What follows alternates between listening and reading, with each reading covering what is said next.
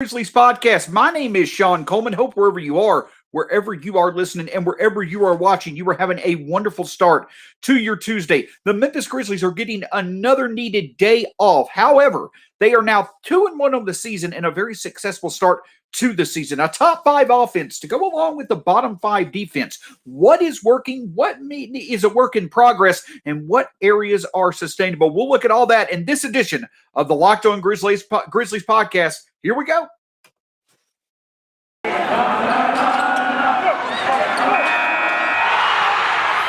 are Locked On Grizzlies, your daily Memphis Grizzlies podcast. Part of the Locked On Podcast Network, your team every day.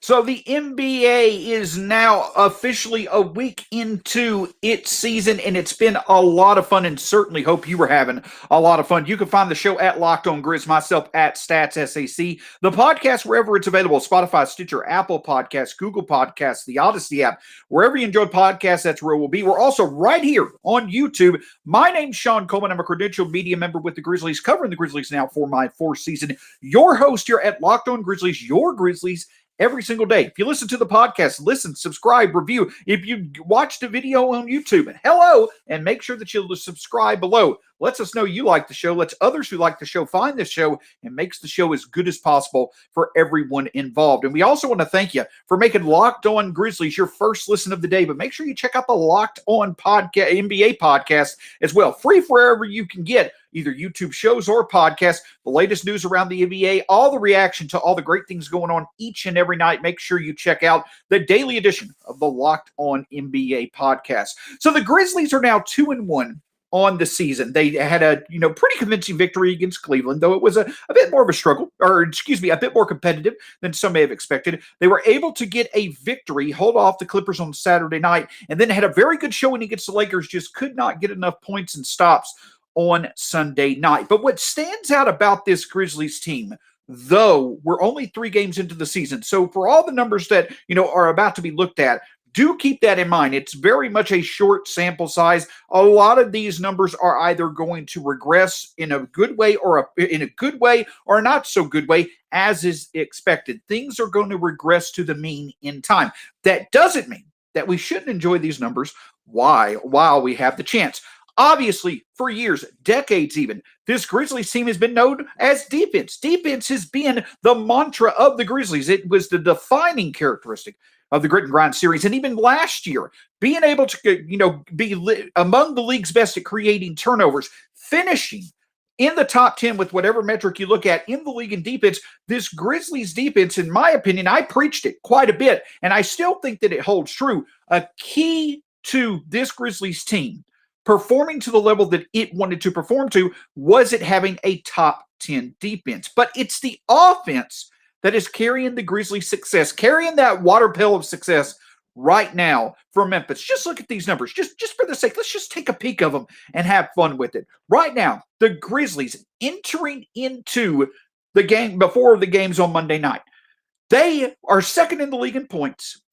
They are 6th in the league in field goal percentage. The Grizzlies, the Memphis Grizzlies, right now are tied for 8th in the league in 3-pointers made per game, and they are tied for they're 5th in the league in 3-point shooting, but in 3-point percentage per game. But another really fun characteristic, the Grizzlies are actually 1st in the league right now when it comes to field goal percentage, and in terms of rebounds, they are tied for 5th in the league. So they are top 5 across the board when it comes to key statistical areas of any aspect of basketball.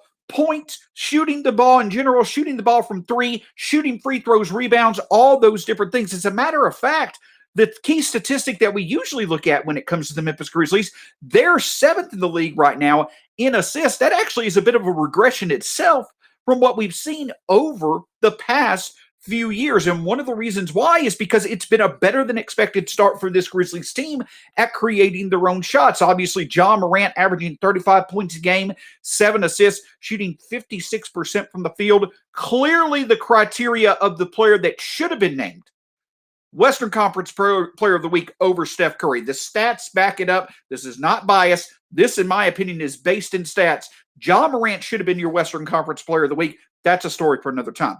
But the key thing is this, is that with John Morant playing at an all-NBA potential MVP candidate level, this Grizzlies offense truly is playing like a top 5 offense in the NBA. And this is not something that we've never seen. This is not unprecedented under Taylor Jenkins. I wrote about it over at Grizzly Bear Blues, talked a lot about it here on Locked On Grizzlies back in April, when the Grizzlies started off the month of April so hot from three. They finished last April with the most productive offensive month in franchise history, a top 5 offense overall, a top 5 offense shooting the three, and we see it once again. We saw it how good this team was in the preseason, and they're doing it once again as the regular season begins. And it's not just John Morant. As I had mentioned, the Grizzlies right now are 5th in the league in three-point field goal percentage. And I mentioned it before the start of the season. If you go back to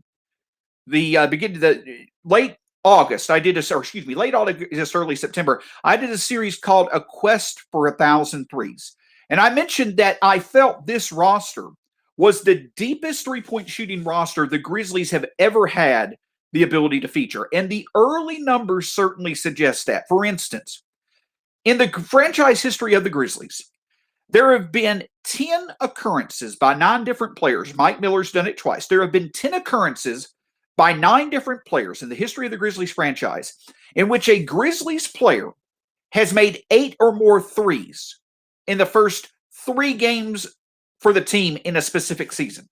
In the opening 3 games of any of the 26 seasons the Grizzlies have been, or 27 seasons the Grizzlies have been in existence so far, there's only been 10 occurrences where a player has hit 8 or more threes in the season's opening 3 games. 4 of those 10 occurrences are happening right now. Desmond Bane, DeAnthony Melton, Jaren Jackson Jr., and John Morant. And we're saying this without even including Dillon Brooks, who obviously is injured. But my point is, this goes to show that this Grizzlies team truly does have the best three-pointing depth of any Grizzlies team in franchise history. And for that reason, that's why we really could see this team once again under Taylor Jenkins and under a full 82-game schedule rewrite the offensive record books when it comes to past Grizzlies teams, when it comes to Grizzlies franchise history. They're shooting the three well. They obviously have a free-flowing offense that's balanced. John Morant's ability to get into the lane, do what he needs to do at the rim, that makes the defense have to respect him and thus opens up the opportunity for the Grizzlies to get those desired high-percentage looks from distance that they're wanting to receive. Now, the big question is, with how successful Ja's been, with how successful Bane and Melton have been, with how successful and efficient Steven Jackson has been, the flashes Jaren Jackson Jr. has shown, what if this is sustainable? Well, I think it may be more sustainable than people might think. I don't think that John Morant is going to be putting up 35 points and 7 assists a game. I certainly hope he does. I would love for that to be the fact. My point is, it's just very rare that that's occurred in NBA history. I also am not convinced that this Grizzlies team is a top 10 offense. Now, if it wants to be a top 10, if it wants to be close to at the top 12 when it comes to shooting the three, they could be. This team was a league average offense last year, while it was a bottom third team when it came to shooting the three. If the Grizzlies want to be one of the best 2-point scoring teams in the NBA, and they support that with a league average 3-point shooting ability, you certainly could have an offense that could start pushing being among the top 10 in the league. I'm not necessarily sure that occurs because I'm sure some player starts will regress a bit. But the point that I'm trying to make is this, is that as the Grizzlies go game by game, as the success that they saw in the preseason continues to carry over further and further into the regular season, that's more and more reps that this Grizzlies team has playing together at a very elite level. And the more time they spend doing that, the easier it's going to be for them to repeat. So no, I'm not saying the Grizzlies are going to be top 5 across the board in offense for the rest of the season. But I'm going to say that we could potentially see on a more frequent basis than we had expected this Grizzlies team to perform like a top 5 or a top 10 offense more this season than many had thought, especially if John Morant remains at an all-star or all-NBA level. So yes, numbers are going to regress to the means. Individual players, they're going to fall off a bit as the league makes adjustments and the Grizzlies have to adjust back. That's just how it works, especially for a young team. But it certainly is encouraging to see how successful right out of the gate, especially being on some big stages on the road, how successful and consistent so far this Grizzlies offense has been. It's a lot of fun to watch. And as we know, it's needed for teams that really want to make a run and also look to make a statement when it comes to the playoffs. Again, I don't think the Grizzlies are going to keep this up all season, but the longer this type of success goes on offensively, it's going to be easier for them to repeat that when they need to, even if it's just stretches of a certain game more than it is game after game after game. If the Grizzlies can continue to let Ja do what he needs to do in the lane, can continue to support him shooting the three and supporting each other with good passing and communication, you really could see this potentially become arguably the best offensive team in the history of the Grizzlies franchise. I won't make that guarantee just as of yet, but they're certainly off to a good start when it comes to this Grizzlies team, especially with how young it is and how free-flowing and just enjoyable these players seem to have playing each other. It's only going to get better once Dillon Brooks is back. But the return of Dillon Brooks is not so much needed on offense as it is on defense. As good as the offense has been for the Grizzlies, the defense certainly has raised a little bit of concern. Obviously it's early in the season. You feel that this Grizzlies defense is going to get better in time, but the return of Dillon Brooks certainly will help that here in the near future. But I'll tell you this, when it comes to overall, your ability to want to return to a simpler life when it comes to watching sports on TV, the thing I can tell you is DirecTV Stream. It's a simple way for you to get all the entertainment you love without the hassle, and a great way for you to get your TV back together. On DirecTV Stream, it brings you live TV and on-demand favorites together like never before, so you can watch your favorite sports, movies, and shows all in one place.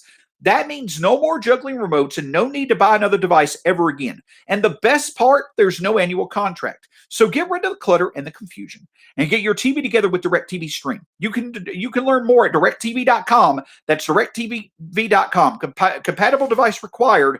Content varies by package. Of course, we want to thank you for making Locked On Grizzlies your first listen of the day, but I highly encourage you to make the Locked On MLB podcast your second listen of the day. And you want to know why? This reason right here. I wish that I could do this right. This reason right here. That's the reason why you need to make the Locked On MLB podcast, Locked On Braves, and Locked On Astros your second listen of today. As tonight, Game 1 of the World Series starts featuring yours truly favorite team, the Atlanta Braves, against the Houston Astros.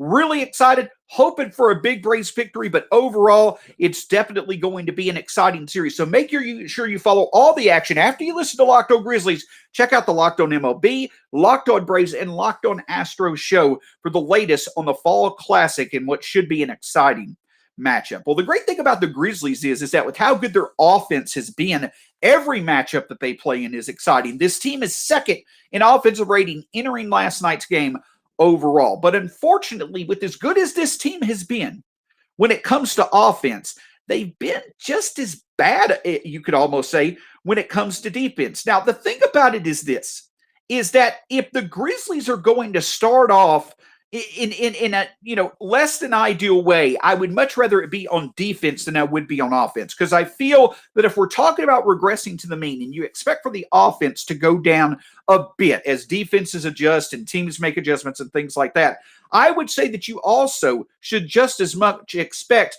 this Grizzlies defense to make their own adjustments and regress to a mean in the positive way, positive regression, progression, whatever you want to call it. But right now, this Grizzlies team certainly leaves a lot to be desired when it comes to their defensive approach. They're 29th in points allowed through 3 games into the season. They also are 28th in opponents' field goal percentage. They are 23rd when it comes to the opponent's 3-point percentage. Excuse me, 27th in opponent's 3-point percentage. And so teams are having a lot of success being able to find offensive rhythm against the Grizzlies, especially when it comes to shooting the three. We saw it on Wednesday against the Cavaliers. The Grizzlies allowed the Cavaliers to make 6 of their first 11 shots. They made an adjustment, calming the Cavaliers down, but the Cavaliers did make 6 of their final 11 shots, and that's why they were able to get back in the game. The Grizzlies were allowing too many open threes, and the Cavaliers were taking advantage of it. Well, the same thing happened against the Clippers. The Clippers got off to a good start shooting the three. The Grizzlies made an adjustment to stop it, but late in the game, Paul George could not be stopped when it comes to shooting from distance. That's why the Clippers were able to hang around. And then, of course, last night, third time was unfortunately the charm. The Los Angeles Lakers were 16 of 30 from three, including Carmelo Anthony, who was 6 for 8. He was the difference maker. I don't necessarily know if I'll call him the best player on the court because John Morant existed last night, but he was the reason why the Lakers were able to beat the Grizzlies, because the Grizzlies could not stop the 3-point shot. And that, once again, stands up as being another area where the Grizzlies are going to have to be consistent. It's another area where the Grizzlies are going to have to do a better job of consistently contesting opponents' 3-point shots. But the even more surprising thing, besides the 3-point defense, the Grizzlies are 28th in turnovers forced per game. So the bread and butter, what has made this team so successful under Taylor Jenkins, creating turnovers, getting out on the run, scoring, right now it's not there for Memphis. But the crazy thing is that with how good the Grizzlies offense has been, it's amazing that they've been able to do it without the support of getting extra possession and extra points off turnovers. So you have to really focus on the fact that if the Grizzlies offense, if it were to start to slack back a little bit, due to regressing, Ja doesn't score as much per game. The 3-point shots, that percentage starts to fall just a bit. Defenses adjust, things become a little bit harder to find success on offense. Well, if the Grizzlies are currently 28th in creating turnovers per night, you have to feel that with their personnel, that's something that will certainly change in time. So if the overall offense by itself were to start to dwindle down a bit, if the turnovers being forced per game for the Grizzlies were to also get back to norms and go back up a bit, that could raise the offense back up, because now you're having the extra outlet of offense from extra possessions due to the Grizzlies creating turnovers. So that is another way in which you could see this Grizzlies team be able to sustain their success when it comes to offense in terms of being an above average offense, is even if fewer shots if fewer shots are falling as we go into the future, the Grizzlies can make up for that by having an easy look at the baskets as they start to create more turnovers per game. So that's why I'm saying that if there is a way you wanted the Grizzlies to start this season, it was hot offensively and struggling a bit defensively. Because the other thing that certainly stands out is that when Dillon Brooks comes back, a lot of the Grizzlies' issues on defense, they're not necessarily solved, but they certainly are helped out quite a bit. You're not going to have Paul George having as easy a time scoring 41 points against the Grizzlies. You're not going to have as many Grizzlies players trying their best to help do Dillon Brooks' job with him being out as when he's back, because then they'll be able to focus on staying disciplined and contesting shots from three. That is what occurs when it comes to the Grizzlies defense going forward. They are going to get back to, in time, without a doubt in my mind, their strength of creating turnovers on defense and that leading to good offensive looks on the fast break for them to convert. And when Dillon Brooks comes back, the Grizzlies are going to have their first line of defense back when it comes to making life tougher for the game's best perimeter scorers based on whoever the Grizzlies are playing that night. So yes, it's been a disappointing start to the season when it comes to the defense. Yes, in my opinion, there are too many open threes being left available for the opposition. That certainly is something that needs to get better with rotations or awareness, communication, whatever needs to change for that. The Grizzlies do have to make sure, especially tomorrow night against the Trailblazers and then the following night against the Warriors, the Grizzlies are going to quickly have to get much better at their perimeter defense in order to contest the three.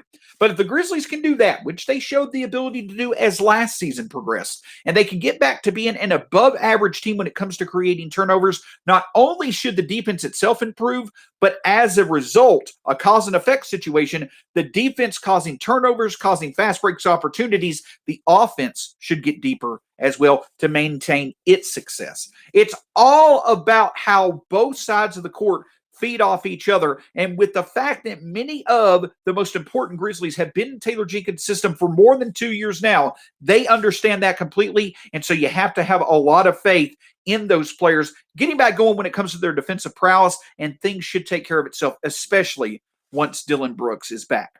But it's not just offensive defense that's standing out for this Grizzlies team. The other thing that certainly stands out as well is that the Grizzlies' secret to their success, much like the end of last year, is the starting lineups production versus the bench. We had talked about it. I had talked about it quite a bit. I felt that the Grizzlies bench unit this year certainly could stand out among its peers in the NBA. However, just like the defense can be positively impacted when Dillon Brooks comes back, Dillon Brooks' return also could create a cure for the bench to become much better than it has been so far this season.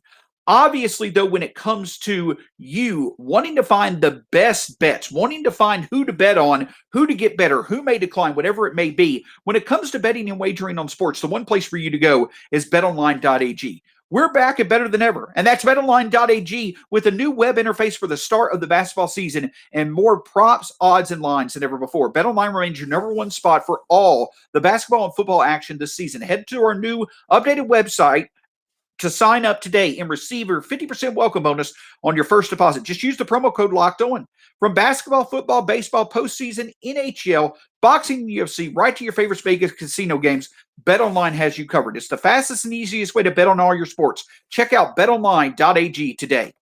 Another thing that I can tell you is that if you feel the Grizzlies getting back on track with their defense is a reliable belief to have, I can tell you that another thing to believe in when it comes to you needing to find the right way to repair or update your auto parts, it's rockauto.com. It's an amazing selection, reliably low prices is their motto, and for good reason. No matter the part that you need or the make and model it's there that it goes to, rockauto.com is likely to have it. And this is a family-owned business. They've been in business for over 20 years.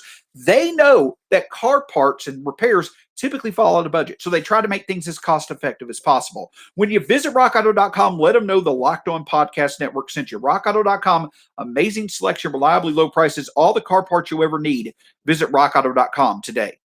On tomorrow's episode of the Locked On Grizzlies podcast, we're going to preview the Grizzlies game against the Portland Trail Blazers and also look at the early season success of Steven Adams, as well as the recent history that's been there between Portland and Memphis. Two fun rivals that we've seen go at each other plenty of times over the past 18 to 24 months. All that and much more in tomorrow's edition of the Locked On Grizzlies podcast. So we discussed the Grizzlies offense in the first segment, how it is among the league's best right now. And while that may not be sustainable, each and every game that the Grizzlies play at that type of level, it becomes easier to at least be considered an above average offense moving forward. And if the Grizzlies can have that and can start to see their defense get better, you've got the makings of a very good playoff team. But another aspect of the game where the Grizzlies have had clear success, but also a bit of struggles, is the difference in production between the Grizzlies starters so far this year and the bench. We saw that in the preseason when Ja, Desmond, DeAnthony, Jaren, and Steven Adams were on the court together. They absolutely annihilated teams. Were so productive when it came to how consistent they were at creating offense. And thankfully, that certainly has now spilled over into the regular season. When it comes to the Grizzlies, and it comes to their starters so far this year, here is where the Grizzlies starting unit ranks going into last night's game among all NBA starting units in the league. Among starting lineups in the NBA, the Grizzlies produce the most points per game. They have the second highest field goal percentage. They have the second highest three-point percentage. They have the third highest field goal percentage. And when it comes to rebounds, they are 10th in rebounds and assists. they are tied for third. That's how good this Grizzlies starting offense has been. They have been among the best. They have truly been a top 5 starting unit in the NBA so far this season, and it's because they work so well together. Obviously, everybody knows what John Morant is capable of, and he's exceeded those expectations with his success so far this season. But Steven Adams, showing his scoring, offensive rebounding, and facilitation ability, leading the league in offensive rebounds, being a very big impact for the Grizzlies in terms of creating possessions advantages for them in games. He's played his part well. And then, of course, with Ja Storen as the main scorer and also the main playmaker, and Steven Adams being a supporting cast member when it comes to secondary scoring and playmaking, you then finally have Taylor Jenkins' overall idea of what he wants this offense to look like to support Ja and Steven. He has Jaren, Melton, and Bane out there as multiple threats when it comes to their offense, but especially being able to shoot the ball from 3. That's why this offense has been even better this year than it was last year, because straightforward, this starting lineup for the Grizzlies is playing with more natural talent than the starting lineup last year for the Grizzlies did. That includes talent that now has a year of success under its belt, or in Ja's case, is going into its 3rd season, so you expect obvious progression. So this Grizzlies starting lineup has been absolutely outstanding, and it's been so surprising because it's the Grizzlies bench that has a lot more continuity in and of itself than the Grizzlies starting lineup does, with Desmond Bane and D'Anthony Melton being new starters, Jaren Jackson Jr. coming off a nearly all season long injury, and Steven Adams also being new. But with Ja playing the way he is, and this offense being so in sync, supporting each other with good passing, good looks, good shooting, confident pull-up ability. One other aspect of this offense that has really stepped up is the Grizzlies' ability to create their own shots. That also has certainly helped their offense as well. But even despite the fact that the chemistry has not been building for years, or a lot of these players are in new roles, or in Steven Adams' case, a new place altogether, and playing together, the fact that it doesn't seem like they should makes it even more surprising than they actually are. So the Grizzlies offense, or the Grizzlies starters, playing like they are, creating the advantages that they do on a consistent basis, it certainly has been a lot of fun to see, and it's a big reason why this Grizzlies team has had the early season success it has. But on the flip side, a thing that, to me, perhaps the most surprising development in this early season so far when it comes to the Memphis Grizzlies is how much the Grizzlies bench has struggled this season. Right now, they're 25th in field goal percentage. The Grizzlies bench is 25th in field goal percentage among NBA reserve units. Even more surprising, with how well Desmond Bane, D'Anthony Melton, and others shot the 3 last year, this Grizzlies bench also, as a team, is one that certainly has been struggling from 3. They rank 26th in 3-point field goal percentage so far this season as well. So this Grizzlies bench, despite the fact that you see stretches where they're playing well, they certainly have struggled in areas where we thought they may improve, such as scoring efficiency, such as defense, creating turnovers, what have you. Overall, the Grizzlies bench has definitely struggled this year. However, it again comes back to Dillon Brooks coming back. And at that point, seeing Desmond Bane or D'Anthony Melton go back to the bench, and now you have either Bane or Melton plus Tyus Jones and Kyle Anderson, all, Anderson and Tyus Jones, veterans themselves. Obviously, both Bane and Melton having multiple years under Taylor Jenkins' system. If you can get that type of trio off your bench, I think the bench is another area that certainly should improve in time. So there's a big gap so far, obviously, in the success of the Grizzlies offense versus their defense, in the Grizzlies starters versus their bench. But the key thing is which of this is sustainable. Again, I don't think that the Grizzlies are going to be top 5 or bottom 5 really in anything this year.